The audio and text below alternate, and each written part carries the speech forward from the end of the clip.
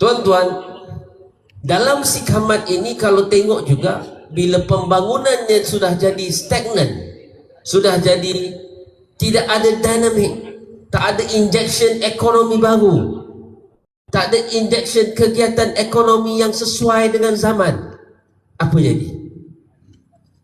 Anak muda tak ada pekerjaan dalam kawasan Sikamat. Betul? Terpaksa keluar. Samalah macam Negeri Sembilan ni, Doktor Datuk. Negeri Sembilan ni dah jadi macam tempat rumah orang bermalam. Tapi kerja ni di mana? Kuala Lumpur. Betul. Duduk ramai di sini, tapi siang nanti pergi ke mana? Duduk dinilai, tapi kerja di mana? Putrajaya. Betul. Sebab apa? Sebab dalam Negeri Sembilan walaupun ada potensi, tapi tidak dibangunkan untuk rakyat Negeri Sembilan. Saya bagi satu lagi contoh. Di Sepang ada Kuala Lumpur International Airport, betul? Itu pintu masuk antarabangsa, masuk ke dalam Negeri Sembilan. Sebelah nilai dia.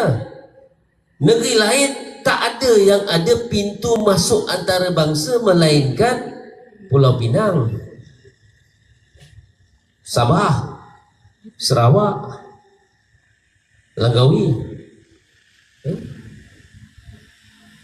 Ini satu negeri yang ada pintu masuk antarabangsa, tapi orang tak lalu, orang tak singgah, orang lalu je. Misalnya dalam bidang pelancongan perubatan, orang sampai daripada KLIA, dia tak pergi duduk mengambil treatment dalam Negeri Sembilan. Dia gimana? Dia terus pergi Melaka. Betul? Maksudnya masuk, tengok kiri kanan, lalu kat nilai sekejap, terus sampai Melaka. Akhirnya ekonomi ini dapat ke mana? Dapat ke Melaka, walaupun pintu masuknya berhampiran dengan Negeri Sembilan. Jadi banyak perkara dalam Negeri Sembilan ini tidak dimajukan sepatutnya, sehingga tidak memberi manfaat kepada warganya. Salah satu contoh lagi, pelancongan. Negeri Sembilan ni orang nampak satu je tempat pelancongan. Apa dia? Port Dickson. Tapi semua orang tahu tak, tahun ini adalah tahun melawat Negeri Sembilan.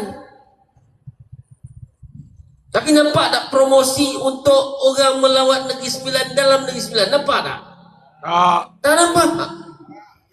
Walaupun tahun ini adalah tahun melawat Negeri Sembilan, walaupun patutnya pusat masukkan, injek duit, masukkan acara-acara antarabangsa, masukkan acara-acara yang hebat supaya menarik orang masuk dalam Negeri Sembilan.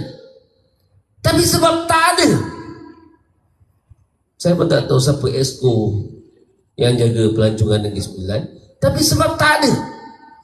Jadi akhirnya tahun ini, tahun Negeri Sembilan yang dah masuk bulan 7, kita tak nampak apa-apa.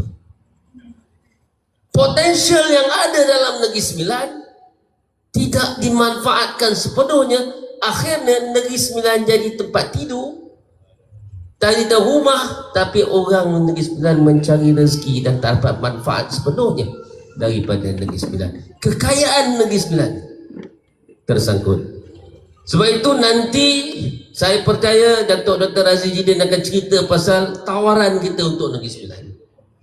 Tapi untuk Sikamat, saya ceritakan sikit bahawa selain daripada penyelenggaraan tadi, sebagai bandar yang sudah hilang dinamikanya, tak ada suntikan aktiviti kegiatan ekonomi barunya, anak-anak Sikamat tidak boleh mencipta pekerjaan, tidak boleh mendapat pekerjaan, tidak boleh membina kehidupan yang lebih baik dan lebih bermaruah dengan pendapatan yang lebih bermaruah dalam Negeri Sembilan, melainkan terpaksa keluar daripada Negeri Sembilan.